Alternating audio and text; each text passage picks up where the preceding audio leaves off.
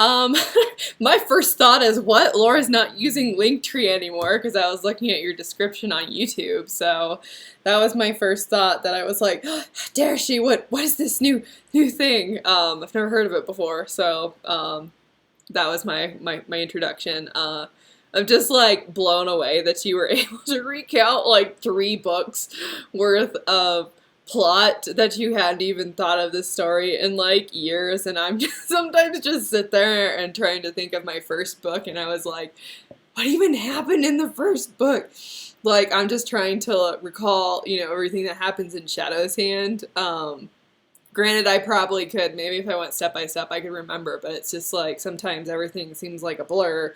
To me, I've been trying to recall exactly what I wrote in November for book 3, and I was like, I can't remember exactly what I wrote, although sometimes I write things multiple ways, so it's like, is that how I actually wrote it, or was that like one of my 100 other ideas that I decided wasn't good enough?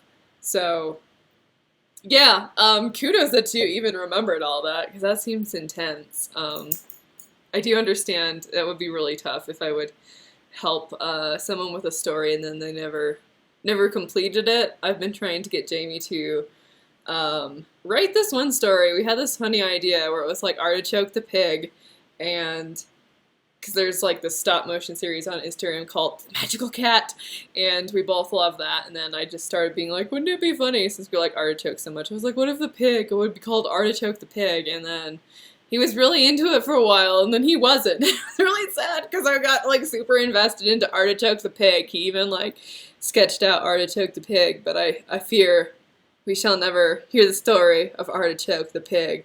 So yeah, it's hard letting stories go. Super unfun. My story of writing is not very detailed or like epic as yours is, with all these different like stories that I had tried to write. Shadow's Hand was my first book that I tried to write. I did write an Inuyasha fan fiction, was my very first thing in high school that I wrote. It basically was Sesshomaru, and I thought it would be hilarious, which I complained to Mariah about this, because this actually seems like the plot of the new Inuyasha thing, and I was like, how dare they? I thought of it first!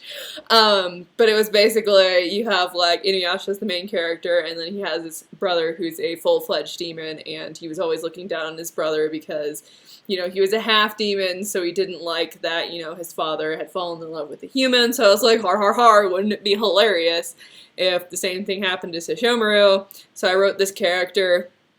I think her name was Ray. It actually might have been, I want to say it was Ray. It's something with an R, but I started like writing this elaborate plot. I'm not even 100% sure if I posted it on fanfiction.net. I did try looking for it like a year or so ago. It's like, I wonder if I did post that, but I can't find it.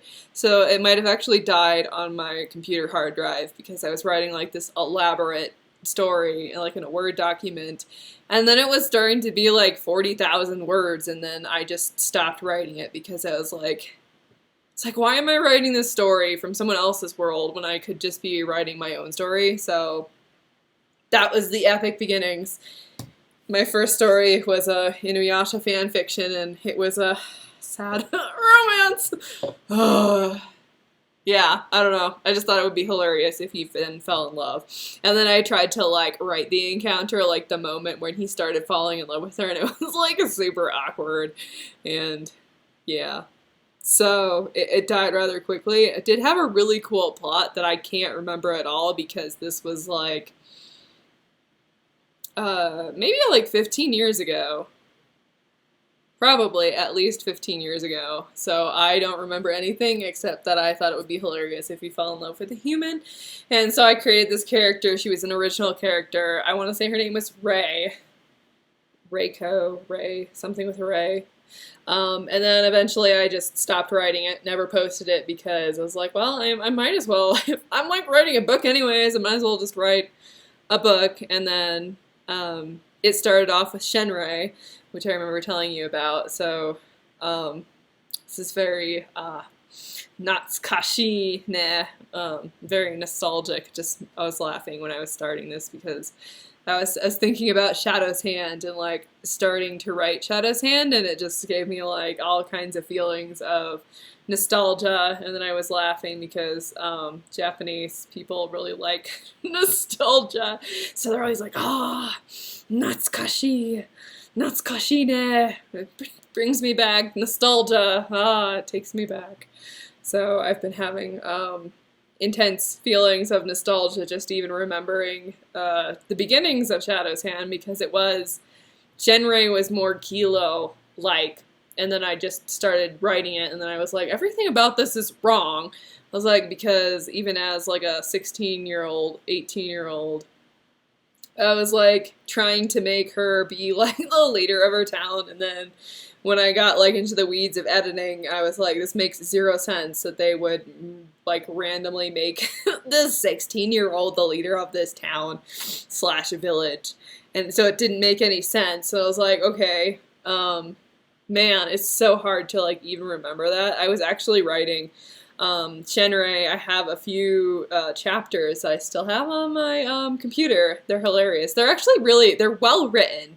I don't like the context about it, although some of it is kind of trickling back in to the later books, but like I was actually writing this book as I had a teacher in high school who let me write my story as kind of like the school projects, and I found out that he did this with like a lot of people, so that kind of made it not as special, but I still appreciate he was trying to like nurture people into writing stories and everything. But I was slightly sad because I was like, oh, he does this to everyone once I found out.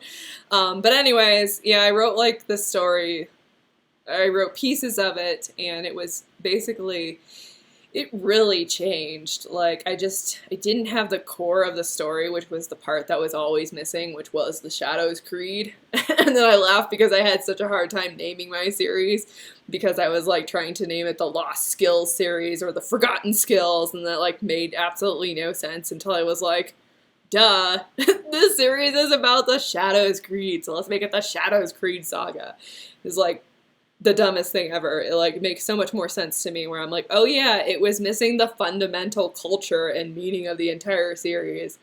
So once I kind of let my love of like the Bushido Code kind of like trickle into the story, then like the pieces fell into place. And I just noticed this is hilarious. I just got done baking cookies and apparently didn't wash my arm.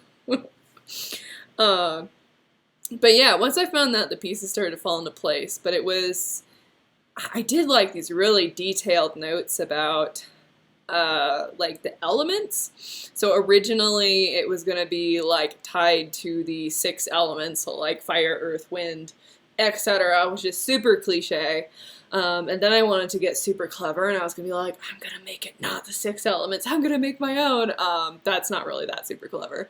That kind of fell in and out, and then I sort of had something where I wanted to do like seals, sort of like video game seals, where you place a seal on a door or something, and it was going to be something about that, and that didn't really, I was like, I don't really like that either. And then I had like these creatures that I created that were like flying creatures. They're actually called kins, or kirins, which is actually a Japanese yokai. I looked it up. I was like, oh, I didn't know that was an actual thing. I just mashed letters together. That's basically how I named a lot of my characters in the beginning. The ones that aren't Japanese is I just kind of like rearranged letters until they looked cool, so that's how Shenrei got her name. Sometimes I would start with like a word, so I would start with, Shenrei's a really bad thing, but if you would start with like, okay, I like the way moon sounds, and then, or it can sometimes relate to the character, but a lot of times it didn't. I was just like, I like the sound of moon, so I'm gonna mix it with star, and then you would just like take letters away, so it would be like mutar or something. And that's pretty much, and I would just like write down all different combinations of letters until it sounded cool, because that's mostly how fantasy authors name stuff, is it's just gotta sound cool. I tried really hard to make it so that you could pronounce them, and I didn't really want any of the characters from Bayan to actually have a Japanese name, because I don't want people going into it with the expectation that it was going to be like super heavy Japanese with the names, and then I sort of added some Japanese names into it because it is Asian inspired.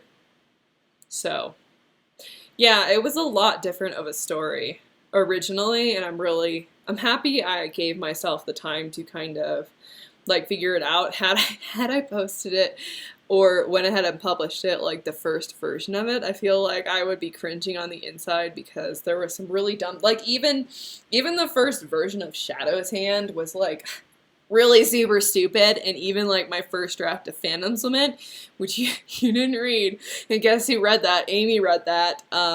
She liked it, but I was like, one of my friends, my developmental editor, made some really good points, and that really changed it. That kept better focus on Kilo's personality.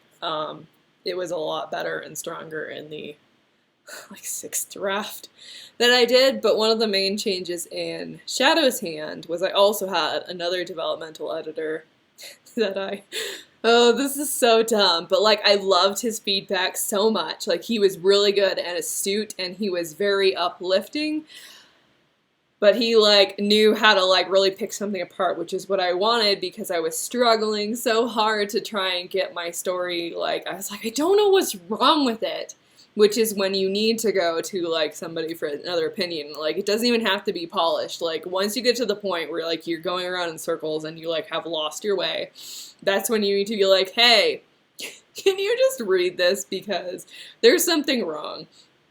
I mean, if you have like any author friends that are good at that kind of stuff, they're good to consult. But so I contacted this developmental editor. Like he gives like, I'm not on Twitter anymore, but like he posted these threads on Twitter about these really great like nuggets of like writing advice, and he's like really incredible and talented. So I booked him for like a first chapter analysis, and he completely tore it apart. This was already, mind you, after I had already had an editor go through 2 rounds of it. So yeah, it's a process. I want to go off on a tangent. If I remember, I'll come back to this, but I want to go off on a tangent eventually, finding the right editor. But anyways, so he completely ripped it apart in like a good way. Like I was like, wow, like you are completely right. So I'll tell you this one doesn't like change anything. Like if I would tell you what I did in Phantom's Lament, the first version, like I feel like that was somehow like change how the story is, because I'm upset that I originally didn't adhere to Kilo's personality and follow through with it. Like I was kind of trying to make it cool. I was trying to make it like super cool and everything, and I was like, that's just not his character. I did something that really wasn't, I don't want to say, like, it was slightly out of character in the sense that I was trying to make him do something that I thought would be cool. And then it bugged me and I couldn't figure out why. And then eventually that one comment, I was like, duh, like, you're right. So, anyways, back to the first chapter. Originally I had the chapter where Kilo was, like, riding his horse in or whatever, and he was, like, you know, he was taking out the enemies like left and right, and it was like super easy. And I remember like in the narration, I was like saying something like, "Oh, it was easy," and like the horse was like climbing up the mountain, no problem at all. And then my editor made the comment about how boring it was because there was no struggle, and just by my trying to make him cool, quote unquote, by making everything effortless, was sort of having like the opposite effect. Like it wasn't engaging, and that was kind of like a super eye-opening moment for me because I was like, oh yeah. He made the comment, I remember specifically, where it's like, he's talking about the horse. He's like, oh, it's not even hard for the horse. And I was like, man. So I'm glad he did that. So I did a lot of rewriting after that just because I was trying to figure out how to write like a heroic / strong character, and it's like, you don't say things are like super easy, and then it made me think of how, like, in, like, the best shows, like, the anime shows, like, Rurouni Kenshin, One Piece, Naruto, like, the main character doesn't get away unscathed. They are normally really beaten into a pulp, but the thing that makes them strong is that they don't give up. And that was the aspect that was missing, is I was basically making him come across as, like, this, not really arrogant, but like this person who was like so overpowered that life was not a burden on him, which is not at all what Kilo was. So I spent a really long time like figuring out how to write a character that would come across as strong and not be like demeaning to that character or like to the reader. So that was probably one of the best things that best advice. And the stupid part is, here's the stupid part, as I was so excited about his feedback that I bought, I want to say I have like, it's either 10 sessions, like 10 hours of I can contact him and he will look through my editing. I want to say this was 2 or 3 years ago, and I have never used it. I like almost did it with Phantom's Lament because I was struggling really hard with like certain scenes in the middle with Kilo and a certain someone. I was like, I couldn't get like the tension there, so I was like, oh, I should probably send it to the editor. But Laura, I am the biggest chicken. Like, I just, like, one, I feel super embarrassed. It's taken me like 3 years to contact him about using the time that I had purchased. And 2, like, I don't know, like, it just, like, that first barrier of, like, not taking 3 years, I could just be like, oh, sorry, like, life's been kind of crazy, or I could just own up to it and say, hey, I've been a chicken, like, can you look at this and help me? Because he really knew his stuff. Like, he was a developmental editor for, I want to say it's something called Patronus, but I could be wrong. But they're like a little indie publisher that does like mostly sci-fi stuff. And it's really sad because he like doesn't get a lot of business. And so he's been trying to like make a name for himself, and then here I am like getting his hopes up buying like this thing and being like, oh my gosh, he's super amazing, and then like I don't even have the guts to go back to him and be like, can you rip this apart and help me fix this? So yeah, I probably will never go back and contact him again because the shame is too great. Like, I just can't. It's like one of the worst things about, I don't know if this is like everyone or if this is very specifically an INFJ personality trait, but it's like things from like years ago, like I still relive them like exactly, like to the T, like the guilt and the emotion that I felt in that singular moment of being either embarrassed, shamed, or like super upset with myself about being a disappointment. Like I remember those things like they didn't even happen like that long ago, and I can talk about like 7 years ago, more than that. Like this was probably when I was in middle school. We went to like an amusement park and they had like a wave pool or whatever.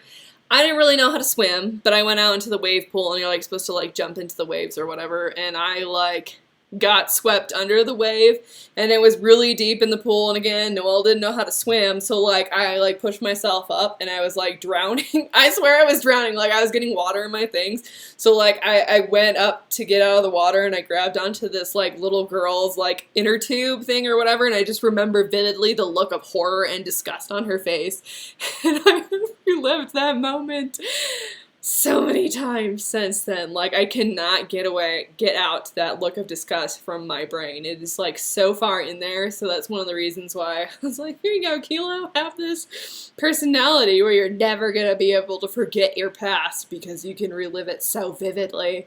My gift to you, character, is to bear the burden of my personality. Oh man. Yeah, those are like the things that come straight to mind. I can see I'm already at 18 minutes. That passed super fast. Yeah, those are the big things. I'm really glad that I waited, and I think it's good to let things mull over and explore different options, because it would have been really sad had I gone ahead without getting like that feedback and giving me the time to just like figure things out. Like even in my third draft now, like I am writing a scene, and then I was like, okay, it's not like my author gut instinct is telling me it's not right, but I still went ahead and wrote it. And then like a couple days later, I'm just like writing without thinking, and then bam, I figure out exactly what should happen. And I was like, my intuition says that's the right way to go. Glad I didn't do that the first way. So that's what makes me a little scared about just not allowing myself to get time. So I know it's already like almost 20 minutes long. I'm going to try to do this really fast, but there is a opportunity next month. I don't know how I'm going to do it yet. And I feel like it'd be better if I explain it in video, but basically there's this group, a big publishing group, that the head person, who is making well over 7 figures, is going to be sponsoring an author, basically making it sort of like a contest slash application thing, and I'm tempted to enter. Like, it would be life-changing for sure, and it would totally like catapult like my books, and it would start it, and then I could write like my samurai one book. But I also know that a lot of those authors are into like rapid release strategy, and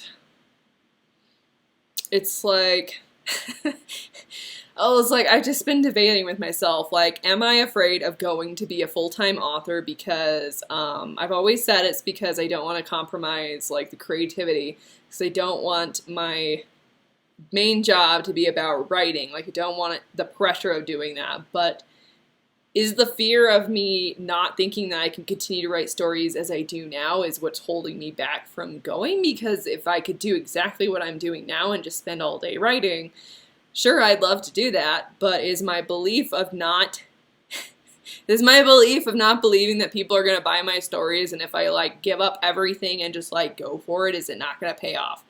So that's kind of been on my mind, and it's basically, am I going to apply for this? I feel like I need to, but then like some of the questions are, how fast can you write a book? Like, how fast can you get it out there? Because I know his strategy and his mentorship and everything is mostly going to be about pushing books out there, which I would love to get Edelin's Justice done within a year. And I feel like if I really focused, I could probably do it sooner than a year, like 6 months maybe, depending on like, I mean, it's hard with like the editor, because then you have to like, okay, what's my editor's schedule? So I don't know. I'm like at that point where it's like trying to figure out what my reason for being hesitant about this is, because I'm always up for a good challenge. And I could always be like super honest, and I'm assuming he seems really into like getting like a super in-depth interview. I could always be like, I'm okay with like writing and waiting to like launch the first book. Like, if I would create a secondary series of not releasing it to do rapid release, like I could write and then I would stockpile them. So I don't know if I would be upfront about that, because that seems more doable to me, as opposed to, okay, here you go, try to rapid release and write really fast. It's just the challenge. The challenge sounds exciting. It's just like, I'm trying to not, I don't want to not have the ability to explore different options, because I don't write perfectly the first time.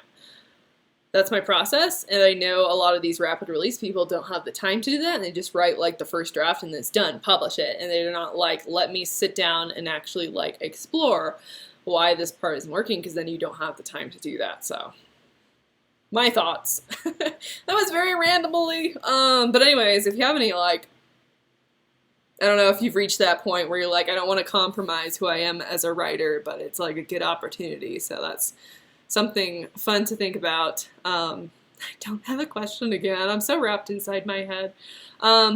Merry Christmas Eve. This should be posted on Thursday. I thought I'd do a nice decorative little background. Hopefully your present has gotten there, and hopefully yours has gotten here as well. I have to laugh.